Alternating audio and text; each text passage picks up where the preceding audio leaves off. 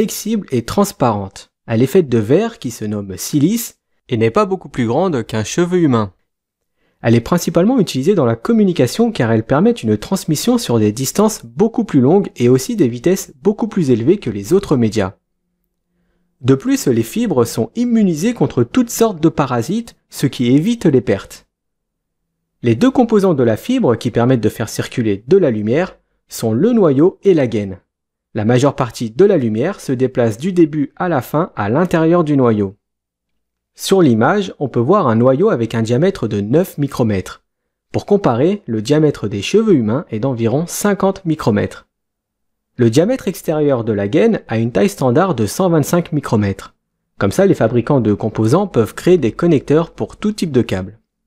Le troisième élément que l'on voit sur cette image est le buffer. C'est une sorte de revêtement qui n'a rien à voir avec le confinement de la lumière dans la fibre. Son seul but est de protéger le verre des rayures et de l'humidité, car une fibre se casse ou se raye très facilement. Et en plus, l'eau et l'humidité lui sont très néfastes. Voyons maintenant les deux types de fibres, le single mode et le multimode. La différence entre les deux, c'est la capacité de la fibre à envoyer de la lumière sur une longue distance à des débits élevés. En général, le multimode est utilisé pour des distances plus courtes avec un débit bien inférieur au single mode. Pour les communications plus longues, on verra plutôt du single mode. Sur l'image qui représente les deux modes, on voit que la principale différence est la taille du noyau. Le single mode coûte plus cher que le multimode. Et la dernière chose à voir sur les fibres sont les connecteurs. Divers connecteurs à fibre optique sont disponibles. Les principales différences sont les dimensions et la manière de les brancher.